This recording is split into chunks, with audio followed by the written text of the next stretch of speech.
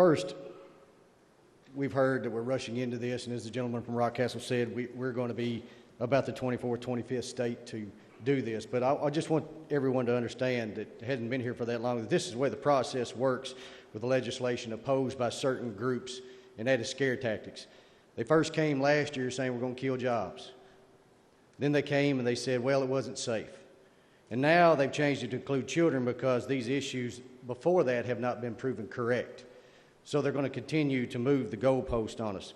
I'm glad the gentleman from Rockcastle corrected the story that the pedestrian was hit by a human driver and thrown in front of the AV to clarify that. But most people think of Tesla when they think of autonomous vehicles. However, they're not fully autonomous. They don't contain the additional systems, the radar, the LiDAR, the thermal, and the pinpointing mapping.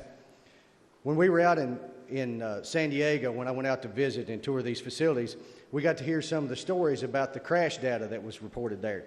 And one of those stories was that they brought a vehicle in, they did some maintenance on it, and the guy doing the maintenance decided he wanted to take it for a test drive, so he got behind the wheel, he let the car drive itself, it came to a stop sign, and it stopped.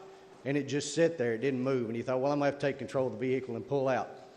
However, there was a hump in the road that you couldn't see, and a car came at a very high speed of rate, or high rate of speed, and passed them by. Had that car have pulled out, they would have had an accident. Had it been a human driver, they would have had an accident. These things can see so much further than we realize. Another story was about a semi, a tractor trailer driving down the road at night, and a woman in a minivan that pulled off the side of the road was changing a tire, and she was partially in the roadway. The truck started slowing down from a long way back, started slowing down. It slowed down all the way to 30 miles an hour before it was hit in the rear end by a human driver who was not paying attention. The company said had that truck not slowed down to that point, that woman would have been killed by that human driver. These vehicles have been tested for years and years and years, and there is crash data out there. The place where this crash data is reported is with the federal government, the National Highway Transportation Safety Administration.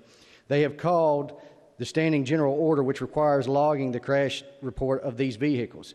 They even go as far as to separate these vehicles on the level they are so that they know what vehicles are involved in these accidents. And I want to just speak about heavy trucks because that's where we ended up on this bill. As most people have talked about heavy trucks having the concern, but now evidently we're backing up to all autonomous vehicles, even the rideshare ones from the forward debate that we're hearing today. But just for heavy trucks, for the nearly 3 years and millions of autonomous miles that they have recorded with these trucks being on the road, there have been a total of 15 accidents with those AVs. 8 of them were caused by other drivers, like the AV truck was rear-ended, or they stopped for a pedestrian, or driver fell asleep and hit an AV truck, whatever it may be. 5 were reported incidents because a piece of debris came up off the road and hit the vehicle, and they had to report that as an incident. That leaves us 2, which are still under investigation. We've heard that these autonomous vehicles, they kill jobs. If jobs are concerned, I would urge you to go talk to some of these autonomous vehicles companies, because when they put one of those vehicles on the road, for every driver that is not in that vehicle, it takes 5 people to maintain that vehicle. They are creating jobs. They're high-paying tech jobs. We're not taking jobs. Some of these folks who are opposing this in certain industries need to realize they have to adapt to the jobs, and there will be more jobs there. Mr. Speaker, it's been said that you can reach 2/3 of the U.S. population within an 8-hour drive in Kentucky, and this is an opportunity for us to advance industry in our state and help make Kentucky a hub for transporting product across the country, not to be last in something again. So, Mr. Speaker, I ask this body to please support the legislation.